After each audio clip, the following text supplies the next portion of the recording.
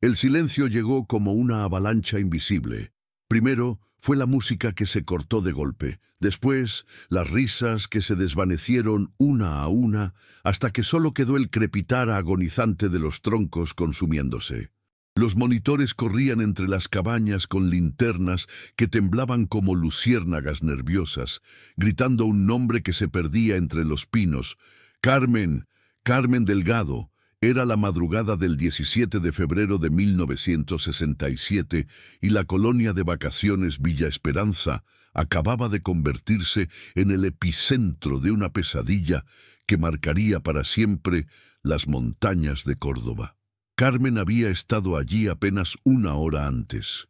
Varios testigos la recordaban sentada en los escalones del comedor principal, alejada del círculo de jóvenes que cantaban canciones de moda alrededor del fuego.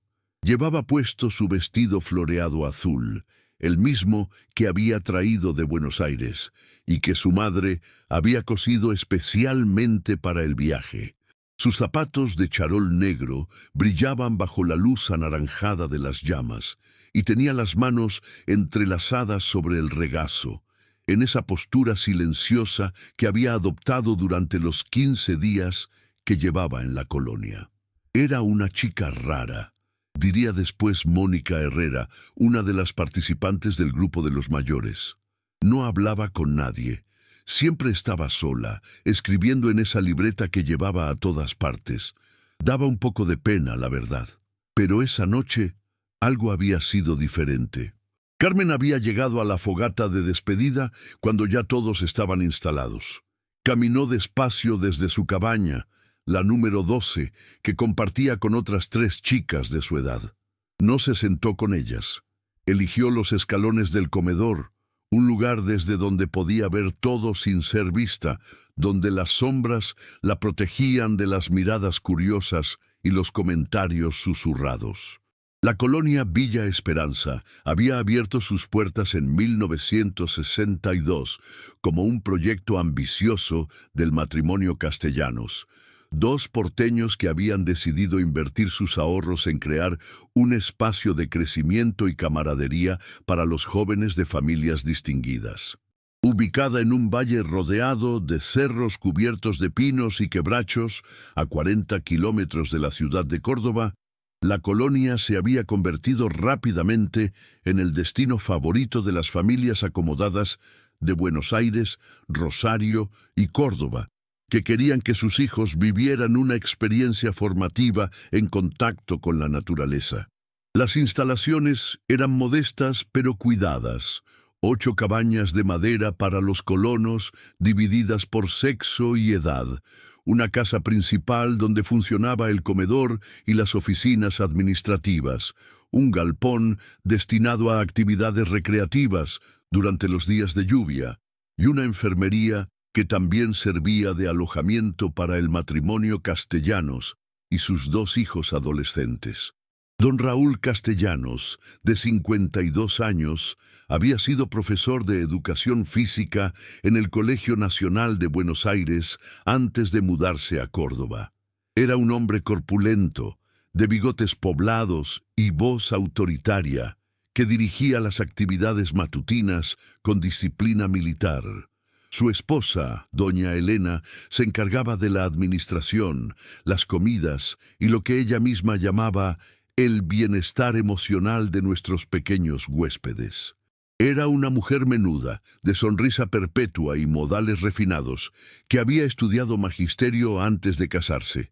Carmen había llegado a Villa Esperanza el 2 de febrero, acompañada por su madre, la señora Delgado, una viuda que trabajaba como secretaria en una oficina gubernamental de Buenos Aires. Era su primera experiencia en una colonia de vacaciones, un regalo que su madre había podido costear después de meses de ahorros y alguna ayuda familiar. La despedida había sido emotiva.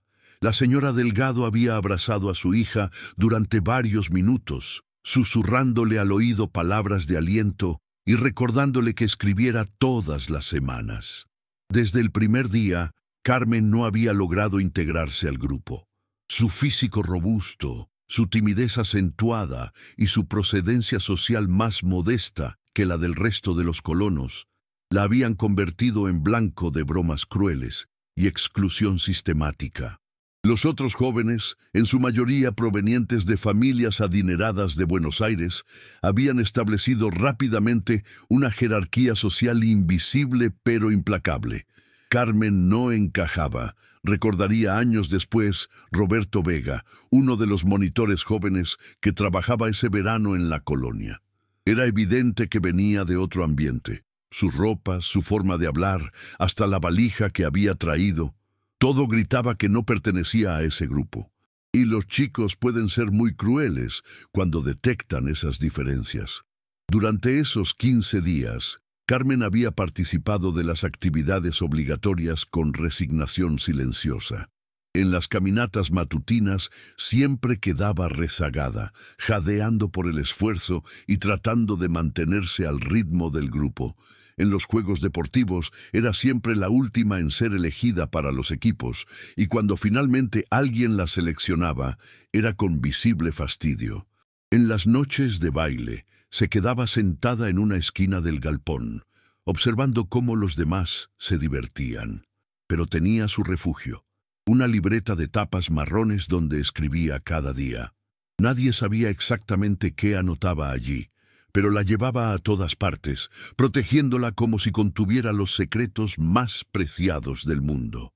Cuando creía que nadie la miraba, se sentaba bajo algún árbol o en algún rincón apartado y escribía con una concentración absoluta, llenando páginas y páginas con su letra pequeña y prolija. La tarde del 16 de febrero había sido especialmente calurosa. Las actividades se habían reducido al mínimo y muchos colonos habían pasado las horas de siesta durmiendo o jugando cartas en el galpón. Carmen había desaparecido después del almuerzo, como solía hacer, pero esta vez no fue a su lugar habitual bajo el algarrobo cerca del arroyo. Nadie notó su ausencia hasta la hora de la merienda.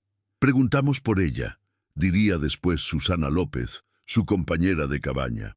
Pero nadie la había visto. Pensamos que estaría por ahí, escribiendo en su libreta.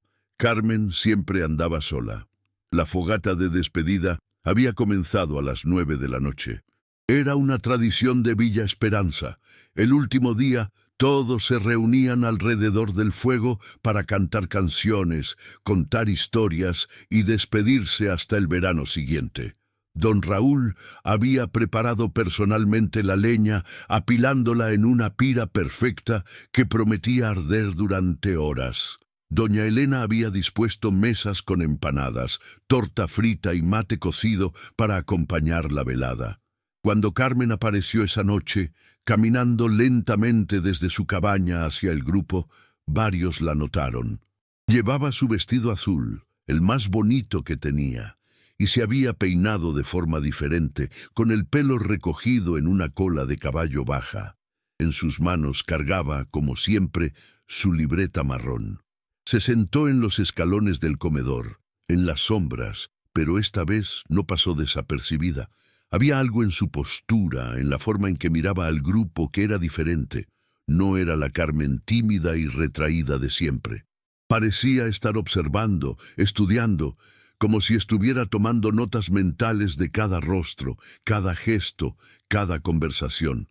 Estaba rara esa noche, recordaría después Patricia Morales, una de las chicas mayores. No sé cómo explicarlo. Tenía una expresión como si supiera algo que nosotros no sabíamos, como si estuviera esperando algo. A las 11:30, cuando las canciones dieron paso a las conversaciones íntimas y varios colonos comenzaron a retirarse a sus cabañas, alguien notó que Carmen ya no estaba en los escalones. Nadie pudo precisar exactamente cuándo se había ido. Simplemente un momento estaba allí y al siguiente había desaparecido, como si la noche se la hubiera tragado. Al principio nadie se alarmó. Carmen era conocida por sus retiradas silenciosas. Pero cuando Susana López regresó a la cabaña, 12 una hora después, y encontró la cama de Carmen vacía, con las sábanas aún dobladas, tal como las había dejado el servicio de limpieza esa mañana, una inquietud fría comenzó a extenderse por Villa Esperanza.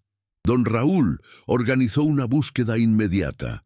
Los monitores recorrieron cada rincón de la colonia con linternas, revisaron las cabañas, el galpón, la enfermería, hasta los baños exteriores. Gritaron su nombre hasta quedarse afónicos. Pero Carmen Delgado había desaparecido sin dejar rastro, llevándose consigo únicamente su libreta marrón y los secretos que había estado escribiendo durante 15 días. Cuando el sol salió esa mañana del 17 de febrero, Villa Esperanza despertó convertida en un lugar completamente diferente. Ya no era el refugio idílico que prometían los folletos publicitarios. Era el escenario de un misterio que cambiaría para siempre la vida de todos los que estuvieron allí esa noche, y que dejaría una pregunta flotando en el aire como el humo de una fogata que nunca terminó de apagarse. ¿Qué había visto Carmen Delgado en esa libreta que nadie más pudo leer? El comisario Héctor Maldonado llegó a Villa Esperanza cuando el sol ya calentaba las piedras del sendero principal y las cigarras comenzaban su coro matutino. Era un hombre de 45 años, curtido por 20 años de servicio en la policía de Córdoba, con esa mirada calculadora que desarrollan quienes han visto demasiadas mentiras disfrazadas de verdad. Había manejado desde la ciudad en su Ford Falcon azul, acompañado por el cabo Fernández y una sensación incómoda en el estómago que siempre lo visitaba cuando los casos involucraban menores desaparecidos. Don Raúl Castellanos lo recibió en la puerta de la casa principal con el rostro desencajado y las manos temblorosas. «Comisario, gracias por venir tan rápido. Esto es una pesadilla. En 5 años de funcionamiento nunca nos había pasado algo así». Su voz sonaba ronca, como si hubiera pasado la noche gritando, lo cual probablemente había sido el caso. La primera impresión de Maldonado sobre la colonia fue de orden aparente que ocultaba algo más complejo. Las cabañas estaban perfectamente alineadas, los senderos barridos, las instalaciones en excelente estado, pero había una tensión palpable en el ambiente, una electricidad nerviosa que se reflejaba en las miradas esquivas de los monitores y en los susurros constantes de los colonos que se agrupaban en pequeños corros, especulando sobre el destino de Carmen. «¿Cuándo fue la última vez que alguien la vio?», preguntó Maldonado, sacando su libreta de apuntes, un cuaderno gastado que había acompañado docenas de investigaciones. «Anoche, durante la fogata de despedida», respondió doña Elena, que había aparecido a su lado con una bandeja de café y facturas, como si la hospitalidad pudiera normalizar la situación. Estaba sentada en los escalones del comedor, como siempre. Carmen era una chica muy reservada. El comisario decidió comenzar por la cabaña número 12. El interior era espartano pero ordenado, 4 camas de hierro con colchones finos, un armario común y una ventana pequeña que daba al bosque de pinos. La cama de Carmen estaba intacta, las sábanas aún dobladas con precisión militar. Sus pertenencias seguían en el armario. 3 vestidos, ropa interior, un par de zapatos extra, productos de higiene básicos y una pequeña radio portátil que su madre le había regalado para el viaje. «¿Falta algo?», preguntó Maldonado a Susana López, la compañera de cabaña que había encontrado la cama vacía. Susana, una chica rubia de 16 años con ojos hinchados de llorar, negó con la cabeza. «No, todo está igual. Bueno, excepto…». Se detuvo, mordiéndose el labio inferior. «¿Excepto qué?». «Su libreta. Carmen siempre tenía una libreta marrón. La llevaba a todas partes. Esa no está». Maldonado anotó el detalle. En su experiencia, los objetos personales que desaparecían junto con las víctimas solían ser significativos. ¿Qué escribía en esa libreta? «No lo sabíamos», intervino Patricia Morales, otra de las compañeras. «Carmen era muy celosa con sus cosas. Nunca la dejaba abierta donde pudiéramos verla. Una vez traté de echarle un vistazo y se puso furiosa. Me dijo que era privado. El comisario pasó las siguientes 2 horas entrevistando a los colonos uno por uno. Estableció una cronología básica. Carmen había aparecido en la fogata alrededor de las 9:30 de la noche. Se había sentado apartada del grupo, como era su costumbre, y había desaparecido en algún momento entre las 11 y las 11:30, sin que nadie notara exactamente cuándo o cómo. Pero mientras recopilaba testimonios, Maldonado comenzó a percibir algo más profundo y perturbador que una simple desaparición. Las entrevistas revelaron un patrón de crueldad sistemática hacia Carmen que iba mucho más allá de las típicas rivalidades adolescentes. Era gorda y fea, dijo sin tapujos Alejandro Vázquez, un chico de 17 años, hijo de un empresario textil de Buenos Aires, y olía raro, como a naftalina. Nadie quería estar cerca de ella. Se la pasaba escribiendo cosas, agregó Mónica Herrera. Siempre nos miraba y después escribía. Era medio raro, como si fuera una espía o algo así. Poco a poco, emergió un cuadro devastador de acoso psicológico. Los colonos habían bautizado a Carmen como la ballena, un apodo que susurraban a sus espaldas pero que ella inevitablemente había terminado por escuchar. Le escondían la comida durante las comidas, la excluían sistemáticamente de todas las actividades grupales no obligatorias y habían desarrollado un juego cruel llamado la invisible, que consistía en actuar como si Carmen no existiera durante horas enteras. ¿Los monitores sabían de esto?, preguntó Maldonado a Roberto Vega, el monitor joven que había mencionado las dificultades de adaptación de Carmen. Roberto, un estudiante de educación física de 22 años, bajó la mirada. Uno trata de no meterse en esas cosas. Los chicos son crueles entre ellos. Siempre ha sido así. Pensamos que Carmen se iba a adaptar con el tiempo. Pero ustedes no intervinieron nunca. Don Raúl dice que los conflictos entre colonos los tienen que resolver ellos mismos, que es parte del crecimiento personal. Maldonado sintió una punzada de indignación, pero la controló. Había visto demasiadas veces cómo los adultos se lavaban las manos cuando se trataba de proteger a los más vulnerables. ¿Y la noche de la desaparición? ¿Notaron algo diferente en Carmen? Sí. Roberto frunció el ceño, como si estuviera tratando de recordar algo importante. Estaba, no sé cómo explicarlo, menos tímida. Miraba a todos con mucha atención, como si estuviera estudiándonos. Y tenía esa libreta en las manos todo el tiempo, pero no escribía. Solo observaba. La entrevista con don Raúl Castellanos fue tensa desde el primer momento. El director de la colonia se había puesto un traje completo a pesar del calor, como si la formalidad pudiera protegerlo de las implicaciones de lo que había ocurrido bajo su responsabilidad. «Comisario, quiero que entienda una cosa», comenzó don Raúl, con esa voz autoritaria que usaba para dirigir las actividades matutinas. «Villa Esperanza tiene un prestigio intachable. Nuestras familias nos confían a sus hijos porque saben que aquí están seguros. Lo que pasó anoche es inexplicable. ¿Usted conocía los problemas de adaptación de Carmen?» Don Raúl vaciló.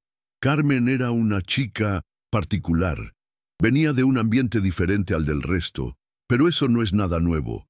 Siempre tratamos de integrar a todos los colonos, independientemente de su extracción social.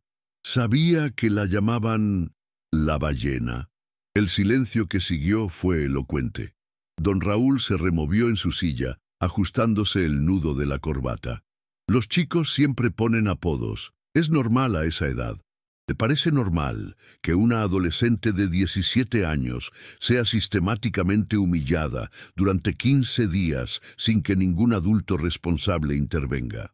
Nosotros no podemos estar controlando cada interacción entre los colonos, se defendió don Raúl, pero su voz había perdido autoridad. Carmen nunca vino a quejarse. Si hubiera tenido algún problema serio, habría hablado con nosotros. Maldonado conocía ese tipo de lógica. Era la misma que usaban los directores de colegios cuando había casos de bullying, la misma que empleaban los jefes cuando sus subordinados sufrían acoso laboral. La víctima siempre era responsable de no haberse quejado lo suficientemente fuerte. La entrevista con doña Elena fue diferente, pero no menos reveladora.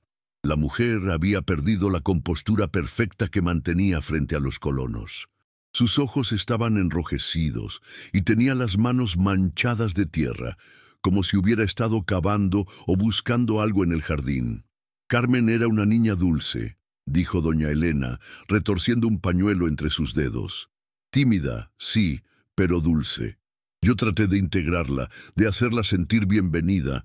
Le daba porciones extra de comida. La invitaba a ayudarme en la cocina algunas tardes. Ella aceptaba.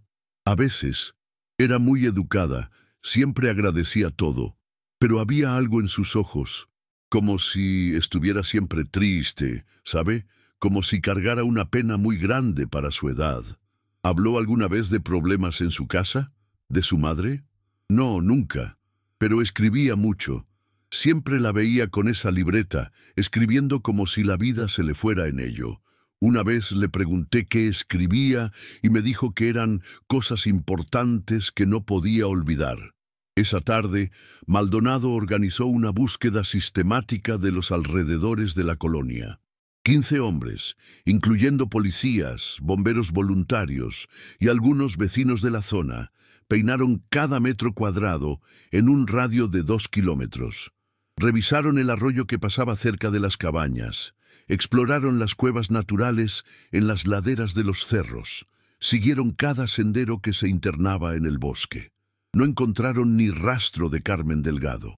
Mientras los equipos de búsqueda trabajaban, Maldonado se dedicó a estudiar los registros de la colonia. Don Raúl llevaba archivos meticulosos, listas de colonos, fichas médicas, autorizaciones paternas, cronogramas de actividades. Todo parecía estar en orden, excepto por un detalle que le llamó la atención. ¿Por qué Carmen Delgado no aparece en ninguna fotografía de las actividades?, preguntó, hojeando el álbum que doña Elena mantenía como registro visual de cada temporada. ¿Fotografías? Bueno, Carmen siempre se escondía cuando sacábamos fotos, respondió doña Elena. Decía que no le gustaba que la fotografiaran. Maldonado revisó el álbum completo. Había cientos de fotos de los 15 días, excursiones, comidas grupales, actividades deportivas, fogatas nocturnas. En todas aparecían los mismos rostros sonrientes, los mismos grupos de chicos posando para la cámara. Pero Carmen Delgado había sido tan sistemáticamente excluida, o se había autoexcluido de tal manera que era como si nunca hubiera existido en Villa Esperanza, excepto por una foto. En la última página del álbum, Maldonado encontró una imagen tomada durante la fogata de despedida. Era una toma amplia del grupo, reunido alrededor del fuego, con las llamas iluminando los rostros de los colonos mientras cantaban. Pero en el margen izquierdo de la fotografía, casi cortada por el encuadre, se veía una figura solitaria sentada en los escalones del comedor. Era Carmen. Su rostro estaba en penumbras, pero se distinguía claramente su silueta robusta y su vestido floreado azul. Lo más perturbador era su postura. No estaba mirando hacia el fuego como el resto del grupo, sino directamente hacia la cámara, como si hubiera sabido que iba a ser fotografiada en ese momento. Y en sus manos, claramente visible incluso en la sombra, estaba su libreta marrón. ¿Quién tomó esta foto?, preguntó Maldonado. Roberto, respondió doña Elena después de examinar la imagen.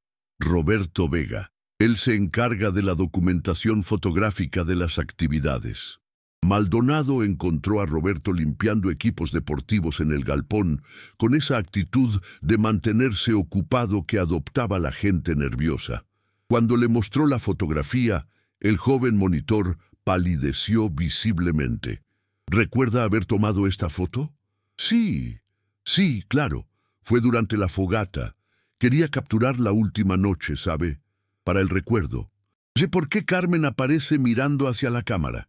Roberto se quedó callado durante varios segundos, como si estuviera decidiendo cuánta verdad podía permitirse decir. Finalmente, suspiró profundamente. Carmen me había pedido que la fotografiara. ¿Cómo? Esa noche, antes de que empezara la fogata, se me acercó. Era la primera vez en 15 días que me dirigía la palabra directamente. Me dijo, Roberto, cuando saques la foto grupal de esta noche, asegúrate de que yo salga. Es importante.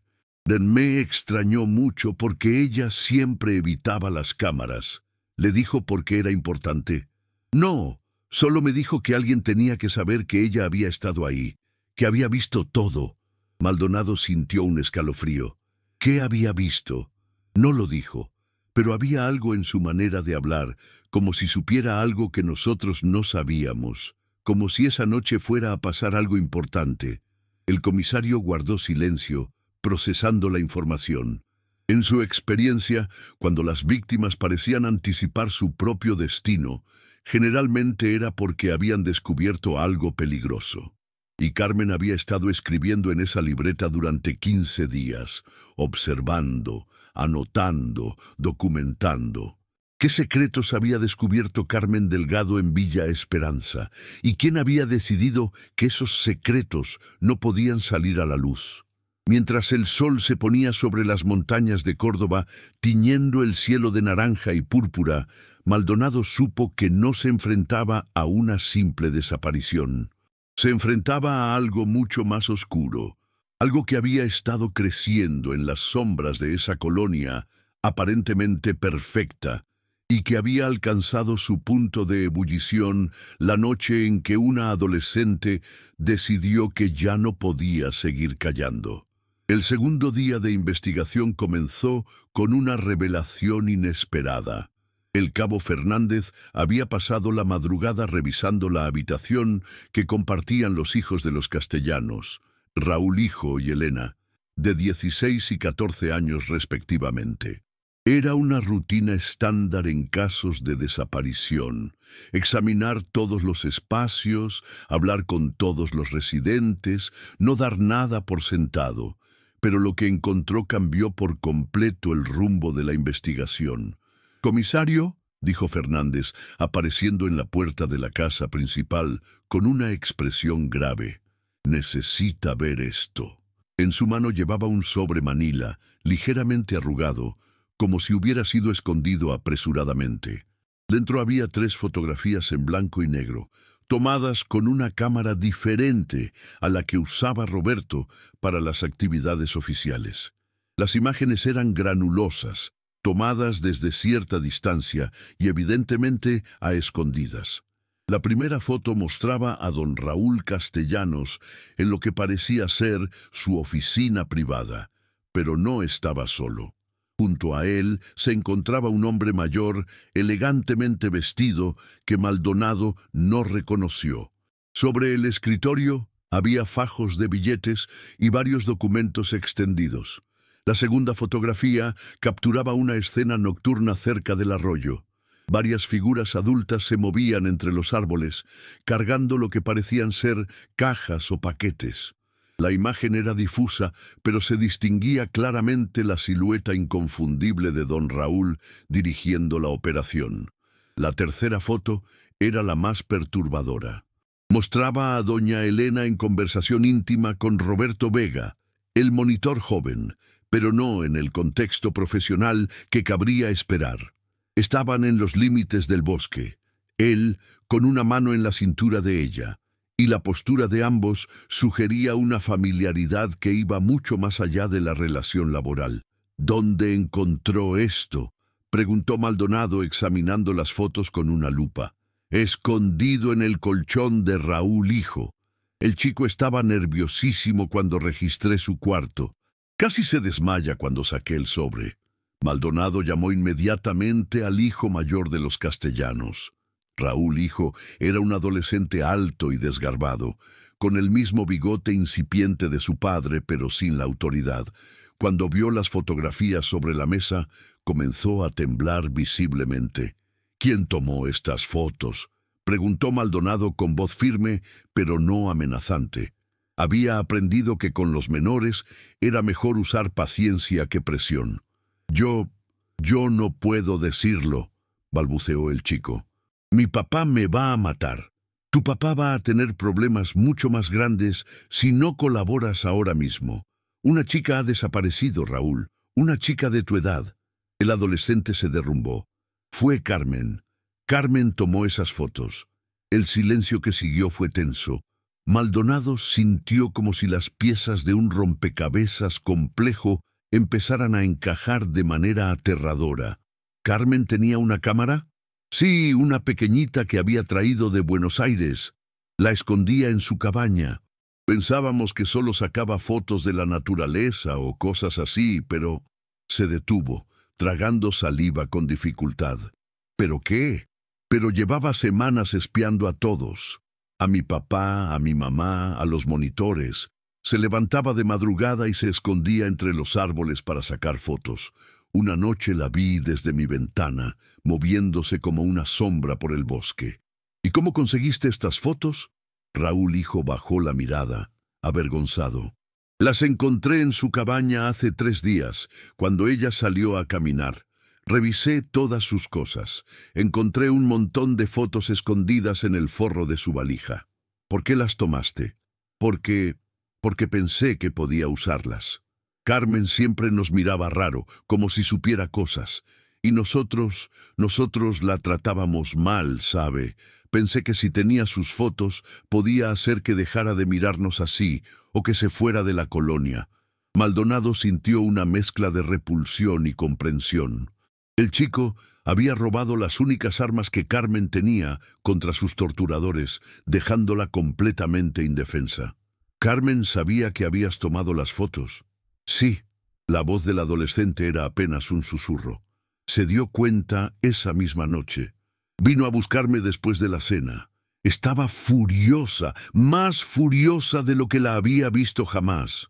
Me dijo que yo no sabía lo que había hecho, que esas fotos eran su seguro de vida. ¿Su seguro de vida? Eso dijo. Me explicó que había estado documentando todo lo que pasaba realmente en Villa Esperanza. Dijo que los adultos creían que los chicos no nos dábamos cuenta de nada, pero que ella había visto todo y que iba a contárselo a su madre cuando volviera a Buenos Aires. El comisario se inclinó hacia adelante. ¿Qué más había visto Carmen? No me lo dijo todo, pero... Raúl hijo miró hacia la puerta, como si temiera que su padre apareciera en cualquier momento.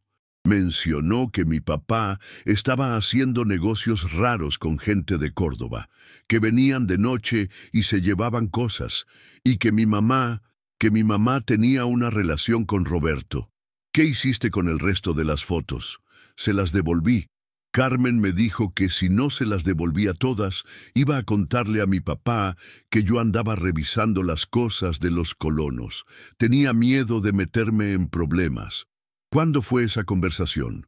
Hace 2 noches, la noche antes de que desapareciera. Maldonado pidió al cabo Fernández que llevara al chico a otra habitación y procedió a confrontar a don Raúl con las fotografías.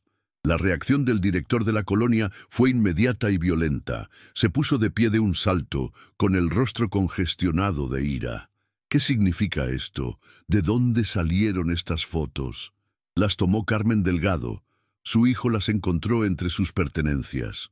Don Raúl se desplomó en su silla como si le hubieran dado un golpe físico. Durante varios minutos se quedó en silencio, con la cabeza entre las manos.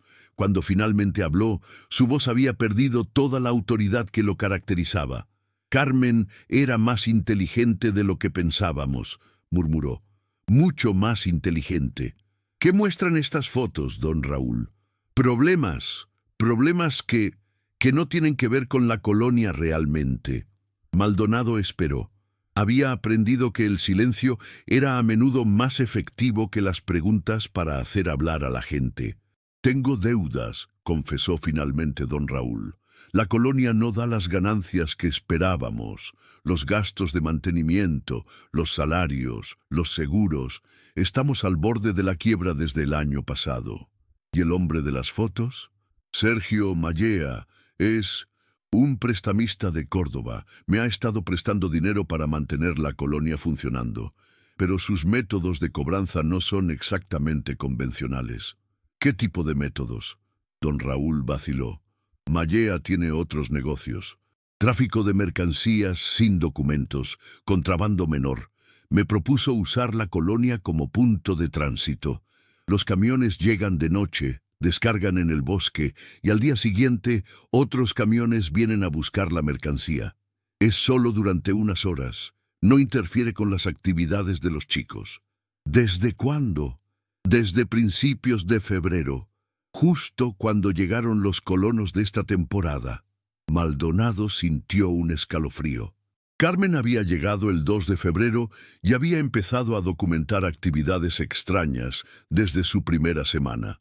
Había sido testigo del inicio de una operación criminal. ¿Carmen lo confrontó con esto? No directamente, pero la noche antes de su desaparición me dio a entender que sabía cosas. No fue una conversación explícita, fue más bien amenazas veladas. Me dijo que había estado escribiendo un diario muy detallado de su estadía en Villa Esperanza y que estaba segura de que a su madre le iba a interesar mucho leerlo. ¿La amenazó usted? No, claro que no. Solo le dije que a veces las chicas imaginan cosas, que mezclaban la fantasía con la realidad. Pensé que podía convencerla de que había malinterpretado lo que había visto. La entrevista con doña Elena fue aún más reveladora. Confrontada con la fotografía que la mostraba en actitud íntima con Roberto, la mujer perdió completamente la compostura y estalló en sollozos histéricos. «Es verdad», confesó entre lágrimas. «Roberto y yo tenemos una relación. Comenzó el verano pasado. Mi matrimonio con Raúl hace años que está muerto, comisario. Él solo se preocupa por sus negocios y por mantener las apariencias». ¿Carmen los descubrió? Hace una semana nos vio besándonos cerca del arroyo. Pensamos que nadie se daba cuenta, pero Carmen tenía esa maldita costumbre de aparecer en los lugares más inesperados. ¿Qué hizo cuando los descubrió? Nada, en ese momento. Pero después empezó a mirarnos de forma diferente, como si supiera que tenía poder sobre nosotros, y la noche antes de desaparecer, se acercó a mí en la cocina. ¿Qué le dijo? Doña Elena se secó las lágrimas con un pañuelo empapado. Me dijo que había estado muy sola en la colonia, pero que ya no se sentía sola porque había encontrado amigos muy interesantes en su libreta. Dijo que esos amigos le habían contado historias fascinantes sobre Villa Esperanza, historias que estaba segura de que muchas personas querrían conocer. ¿Le pidió algo a cambio de su silencio? No explícitamente, pero me dijo que esperaba que el resto de su estadía fuera más agradable, que estaba cansada de ser invisible. Maldonado entendió inmediatamente. Carmen había decidido usar lo que había descubierto como palanca para detener el acoso del que era víctima, pero había subestimado peligrosamente a las personas con las que estaba jugando. La entrevista final del día fue con Roberto Vega.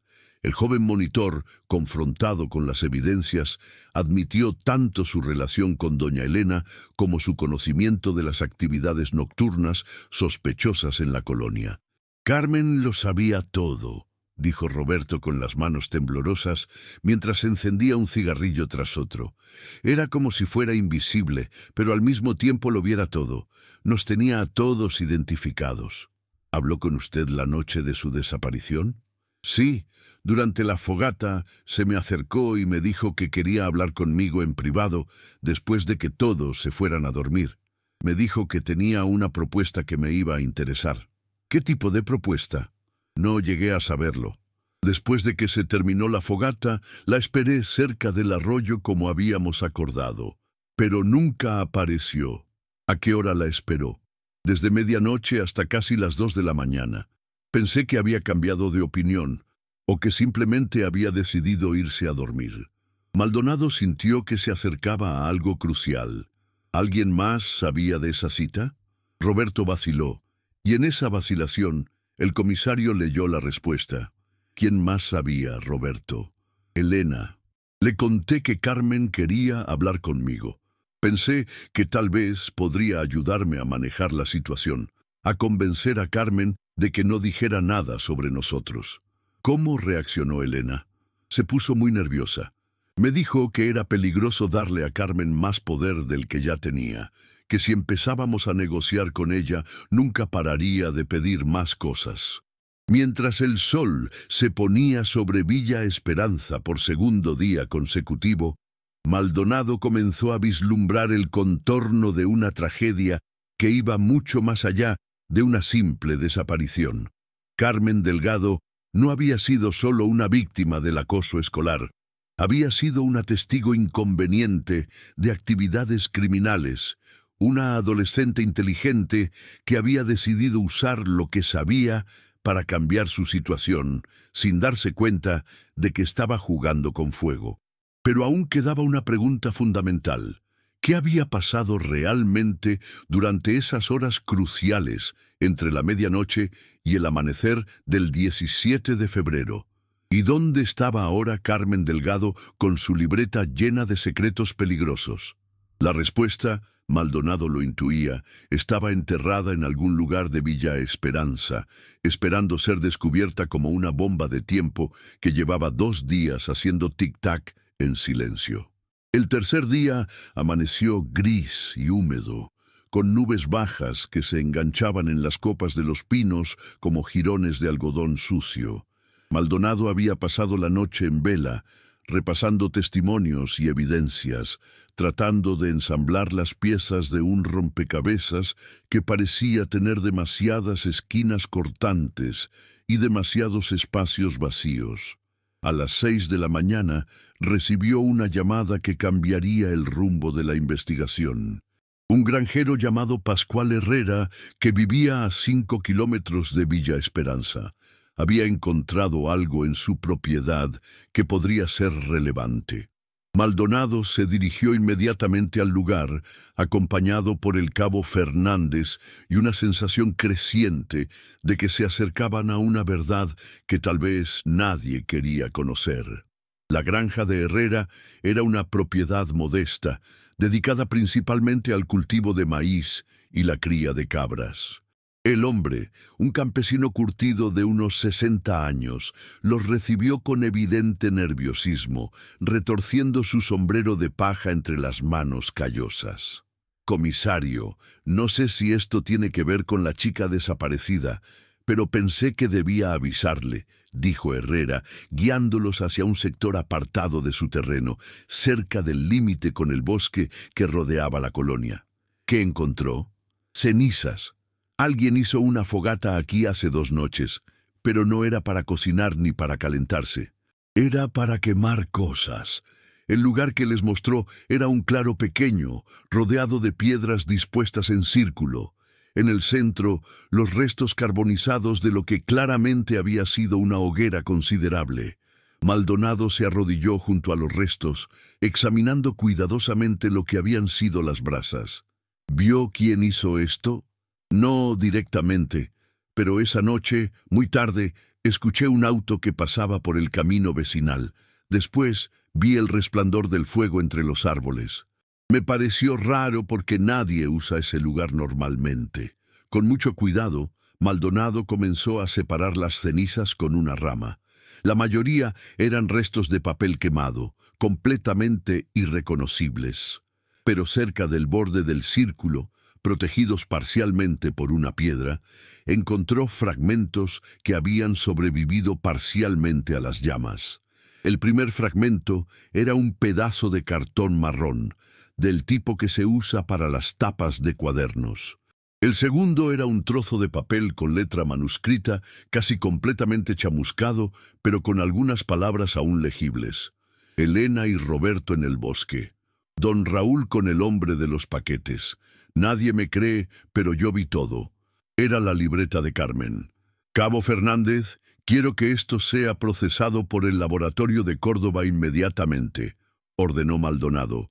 guardando cuidadosamente los fragmentos en bolsas de evidencia. Y quiero saber qué vehículos salieron de Villa Esperanza la noche del 16 al 17 de febrero. El regreso a la colonia fue tenso. Maldonado ahora tenía la certeza de que Carmen no había desaparecido por voluntad propia y de que alguien había tomado medidas desesperadas para silenciarla definitivamente, pero aún no tenía pruebas suficientes para acusar a nadie y el tiempo jugaba en contra. Cada hora que pasaba, más evidencias podrían desaparecer, más coartadas podrían solidificarse.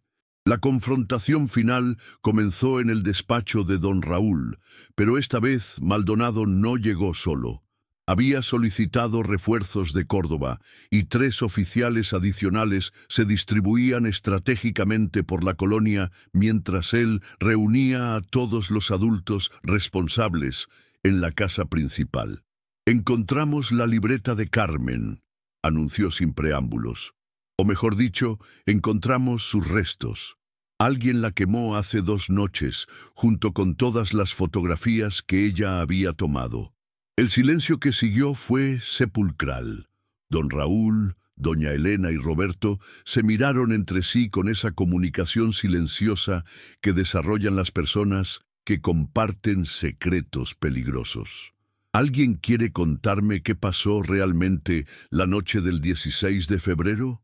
Preguntó Maldonado, dejando que su mirada se posara sucesivamente en cada uno de ellos. Fue doña Elena quien finalmente quebró. Como una represa que cede ante la presión, comenzó a hablar entre sollozos entrecortados, las palabras saliendo atropelladamente de su boca como si hubieran estado represadas durante días. «No queríamos que pasara nada malo», comenzó. Carmen iba a destruir todo. La colonia, nuestro matrimonio, el futuro de nuestros hijos. Tenía fotos, testimonios escritos. Iba a contárselo todo a su madre cuando volviera a Buenos Aires. ¿Qué pasó esa noche? Roberto fue a buscarla como habían acordado, pero yo fui con él. Pensé que entre los dos podríamos hacerla entrar en razón, convencerla de que se olvidara de lo que había visto. Roberto tomó la palabra con voz ahogada. La encontramos cerca del arroyo. Estaba esperando, con su libreta en las manos. Cuando nos vio llegar juntos, supo inmediatamente que algo había cambiado. ¿Qué quería Carmen? Quería irse, dijo doña Elena. Irse esa misma noche. Dijo que había llamado a su madre desde el teléfono de la oficina y que vendría a buscarla al día siguiente. Pero antes de irse, quería un acuerdo. ¿Qué tipo de acuerdo? Dinero. La voz de don Raúl sonó amarga. Quería que le pagáramos por su silencio. No mucho, unos pocos miles de pesos. Dijo que era para comprarse ropa nueva cuando volviera a Buenos Aires, para no seguir siendo la gorda pobre en su colegio. Maldonado procesó la información. Carmen había decidido monetizar lo que sabía, pero no por codicia, sino por supervivencia social. Quería cambiar su situación de víctima. ¿Y ustedes accedieron? Al principio sí, continuó Roberto. Pero después Elena me hizo ver que si pagábamos una vez, Carmen iba a volver a pedirnos dinero una y otra vez. Era solo el comienzo. Entonces, ¿qué hicieron? El silencio se extendió tanto que Maldonado pensó que nadie iba a responder. Finalmente, don Raúl habló con voz apenas audible. Le dijimos que no, le dijimos que si contaba algo nadie le iba a creer, que era solo una adolescente imaginativa, con problemas de adaptación social. ¿Cómo reaccionó Carmen? Se puso furiosa, murmuró doña Elena. Más furiosa de lo que había estado nunca.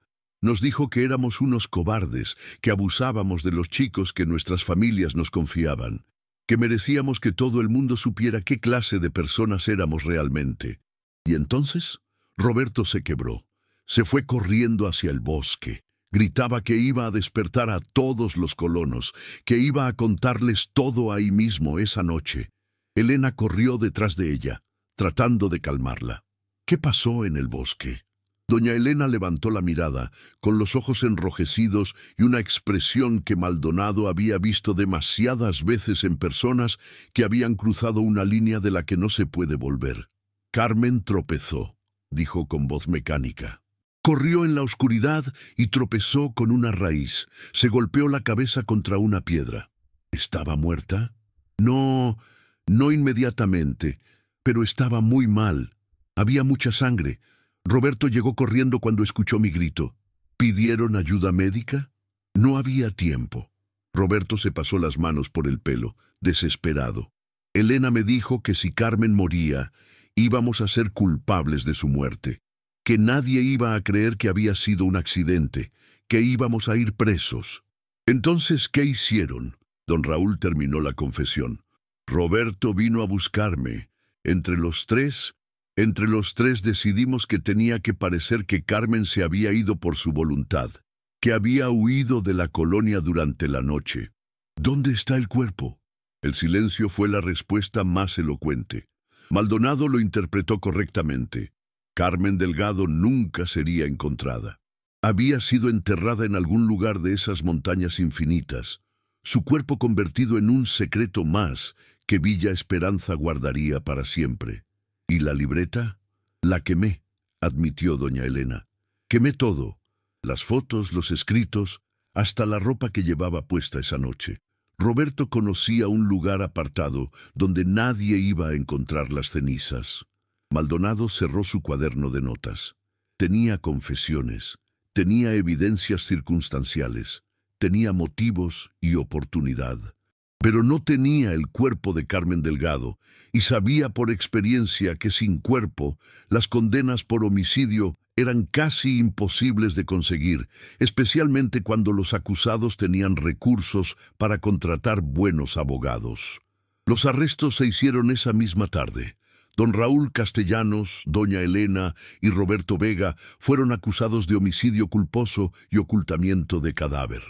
La noticia sacudió no solo a las familias acomodadas de Buenos Aires que enviaban a sus hijos a Villa Esperanza, sino a toda la comunidad de Córdoba.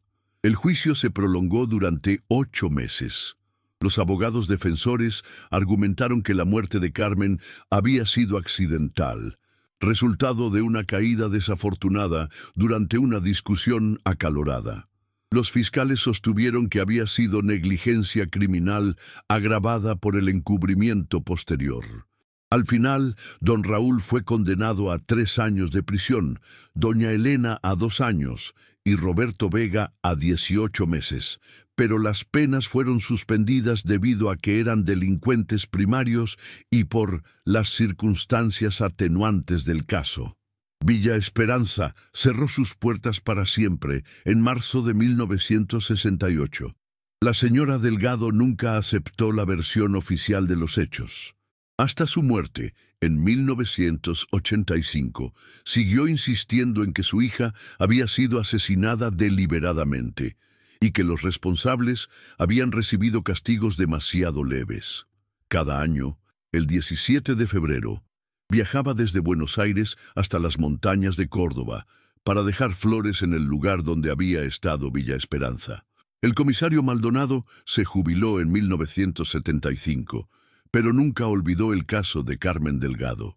En sus memorias, escritas años después, dedicó un capítulo entero a reflexionar sobre cómo la sociedad protege a sus miembros más vulnerables y sobre el precio que pagan quienes se atreven a desafiar las estructuras de poder establecidas.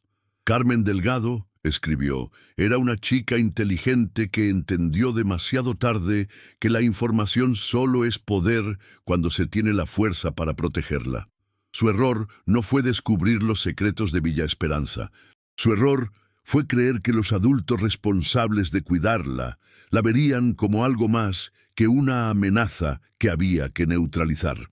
Hoy, más de 50 años después, el terreno donde funcionó Villa Esperanza es un bosque silencioso donde solo crecen pinos y maleza. Los senderos se han borrado, Las cabañas se han convertido en montones de madera podrida y el arroyo sigue corriendo con el mismo murmullo constante que acompañó los últimos momentos de Carmen Delgado. A veces, los lugareños dicen que se puede ver la figura de una adolescente caminando entre los árboles al atardecer, con una libreta en las manos y una expresión de profunda concentración, como si aún estuviera documentando secretos que nadie más quiere recordar. Pero tal vez esos son solo historias que se cuentan para darle sentido a una tragedia que nunca lo tuvo realmente. O tal vez Carmen Delgado sigue ahí, esperando que alguien termine de contar su historia. La verdad, como su cuerpo, permanece enterrada en algún lugar de esas montañas, protegida por el silencio de quienes decidieron que algunas historias es mejor que no se conozcan nunca. Y así, el misterio de la adolescente que desapareció en Villa Esperanza continúa abierto como una pregunta que resuena en el viento que sopla entre los pinos. ¿Cuántos secretos más siguen enterrados en lugares que aparentaban ser seguros? ¿Cuántas voces siguen silenciadas por el miedo de quienes tienen más poder que conciencia? Tal vez, si prestamos atención suficiente, podamos escuchar el eco de esas voces pidiendo justicia en el murmullo del viento nocturno. ¿Te inquieta saber qué otros misterios sin resolver podrían estar ocultos en lugares aparentemente normales? ¿Te preguntas cuántas historias como la de Carmen siguen esperando ser contadas? Si te atrapó este relato basado en hechos reales, dale like al video para que más personas conozcan la historia de Carmen Delgado. Suscríbete al canal para más casos que van a hacer que cuestiones todo lo que crees saber sobre los lugares donde dejamos a nuestros hijos. Y contanos en los comentarios, ¿conoces algún lugar que esconda secretos similares? Gracias por acompañarnos en esta búsqueda de verdades incómodas. Nos vemos en el próximo misterio.